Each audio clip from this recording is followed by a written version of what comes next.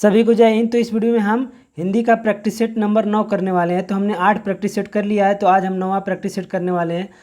तो काफ़ी सहायता मिलेगी इससे आप लोगों को। तो वीडियो बहुत लंबी नहीं होती है, आप लोग स्पीड में करके आराम से देख सकते हैं।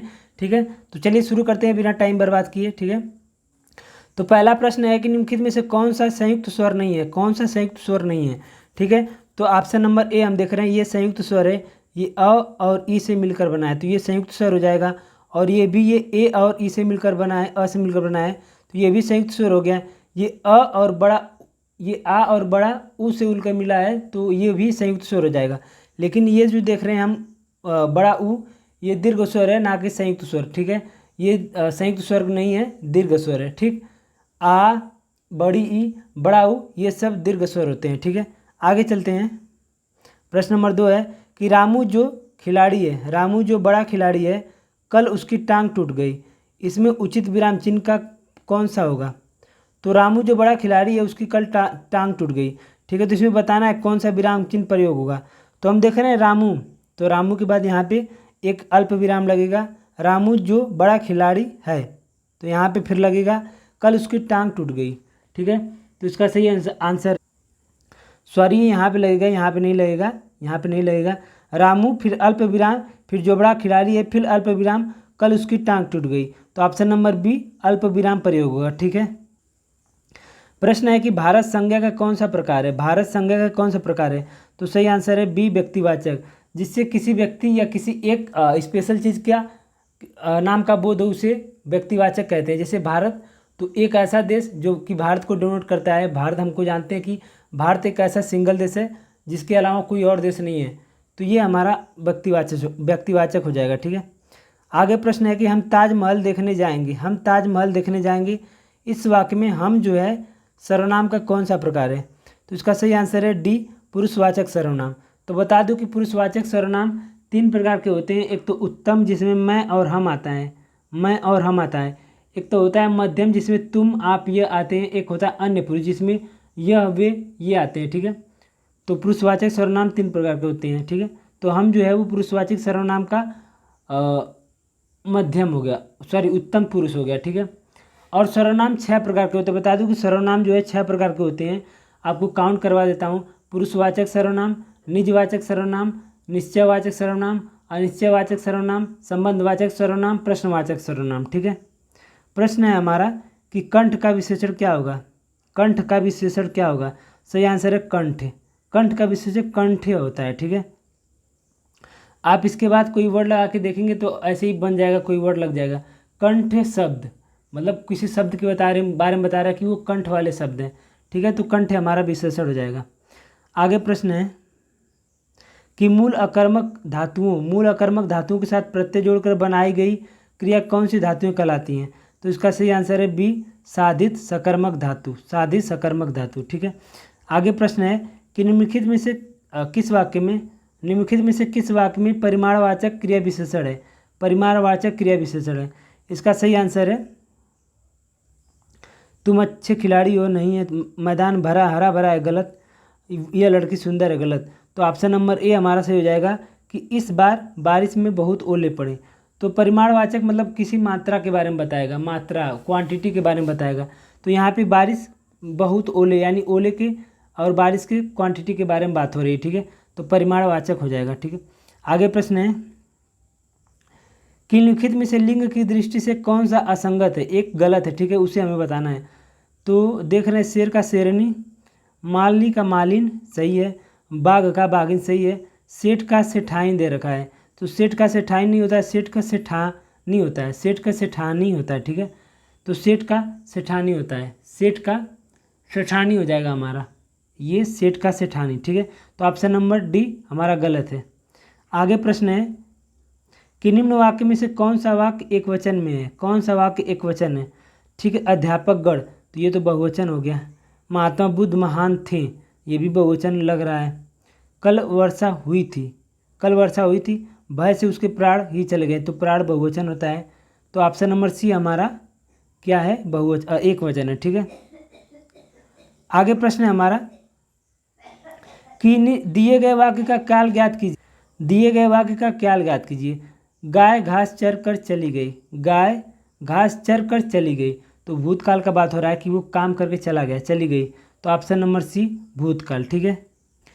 आगे प्रश्न है कि निम्नलिखित में से किस वाक्य में भाववाच्य का प्रयोग हुआ है।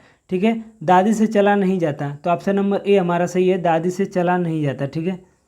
आगे प्रश्न है कि दिए गए वाक्य में प्रयुक्त गलत विभक्ति चिन्ह के स्थान पर सही विभक्ति चिन्ह होगा। तो हमारा वाक्य दे रखा है कि छुट्टियों में सभी बच्चों का अपने माता पिता के साथ घूमने का कार्यक्रम बना लिया था।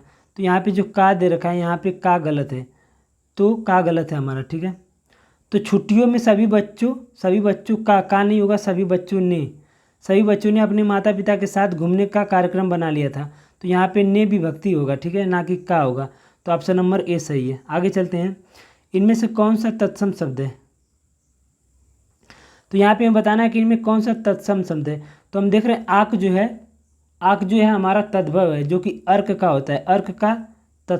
अर्क तत्सम है, इसका तद्भव आक होगा। ठीक है। और आत हमारा आत्र का तद्भव आत है। ठीक है। उसके बाद अंक जो हमारा वो तत्सम है, अंक का क्या होता है, आँख होता है, अंक का आँख होता है। ठीक है, अंक का आँख होता है। तो ये वाला हमारा तत्सम है। ठीक है, ऑप्शन नंबर सी सही होगा।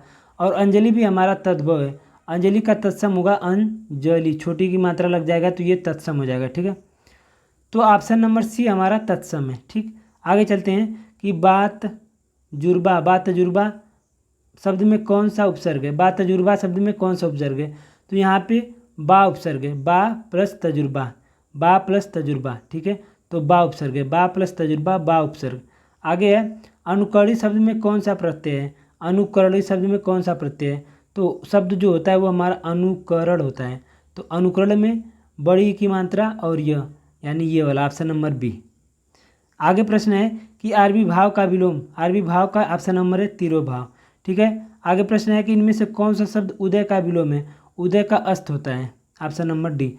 फिर दे रखा है निम्नलिखित में से अंधकार शब्द का पर्यायवाची नहीं है, अंधकार शब्द का पर्यायवाची नहीं है। ठीक है, तो तिमिर अंधकार का पर्यायवाची होता है, तिमिश्र अंधकार का पर्यायवाची है, ध्वांत अंधकार का पर्यायवाची। लेकिन नीलय जो है हमारा वो घर का पर्यायवाची है। ठीक है, घर का पर्यायवाची है नीलय। ठीक है, फिर कोकिला का पर्यायवाची शब्द कौन सा है। कोकिला का पर्यायवाची शब्द, कोकिला का कोयल, कोकिला का कोयल हमारा सही है। ठीक है, आगे प्रश्न है कि कौन सा शब्द भिन्न अर्थ और प्रकृति का है। कौन सा शब्द भिन्न अर्थ और प्रकृति का है। ठीक है, तो ऑप्शन नंबर डी हमारा वो अलग है, क्योंकि अधुनातन का जो अर्थ होता है कि आज तक घटित काल, यानी आज तक जो घटित हुआ है उसे अधुनातन कहते हैं। और चिरंतर, सनातन और शाश्वत, इसका मतलब होता है कि लंबे समय से चले आ रहे, यानी लंबे समय, शाश्वत मतलब जो चला ही जा रहा है, शाश्वत।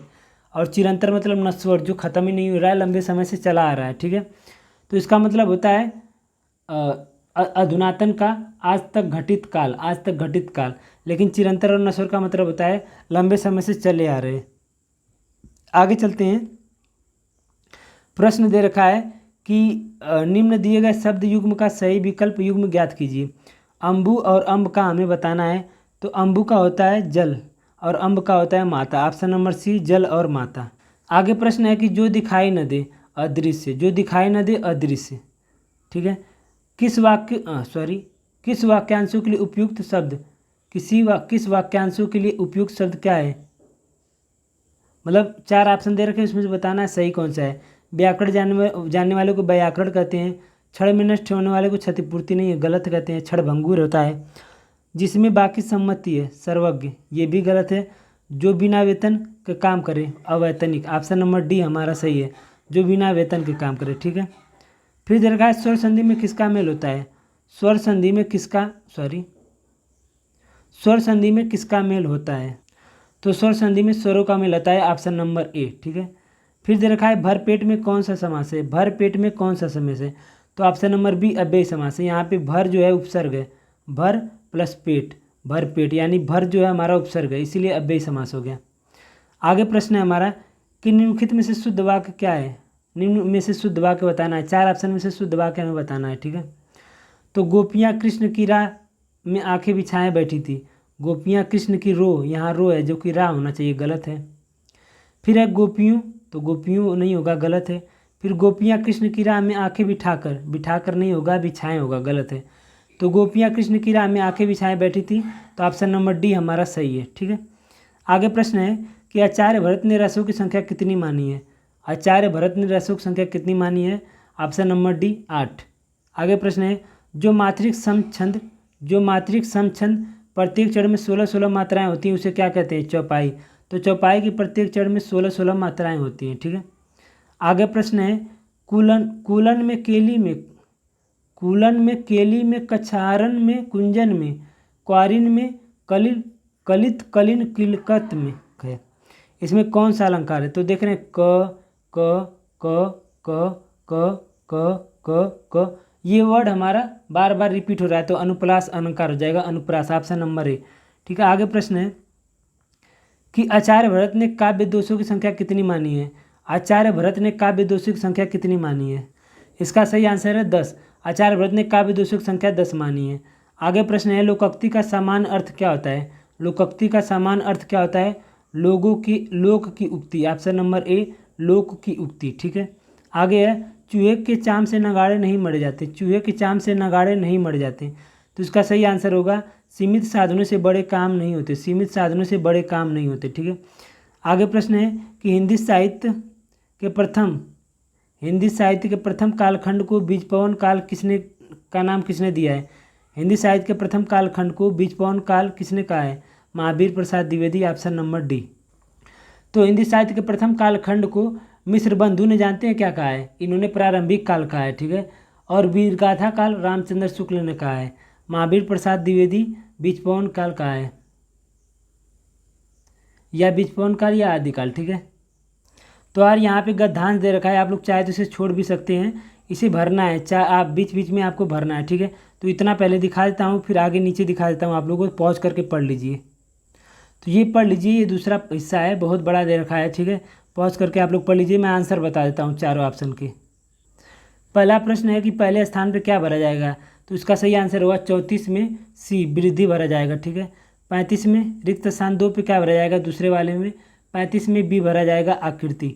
ठीक है, आगे 36 में क्या भरा जाएगा, 36 में हमारा बी भरा जाएगा, जनन, 36 में जनन भरा जाएगा। ठीक है, आगे हमारा प्रश्न है 37, तो 37 में क्या भरा जाएगा, 37 में ऑप्शन नंबर डी, आधार भरा जाएगा। तो ये हो गया हमारा हिंदी का। तो आपको कैसा लगा कमेंट करके ज़रूर बताइएगा। ठीक है, और बहुत अच्छा है, 12 मिनट में आपका कुछ भी जाने वाला नहीं, स्पीड में करेंगे तो और जल्दी ख़त्म हो जाएगा। ठीक है।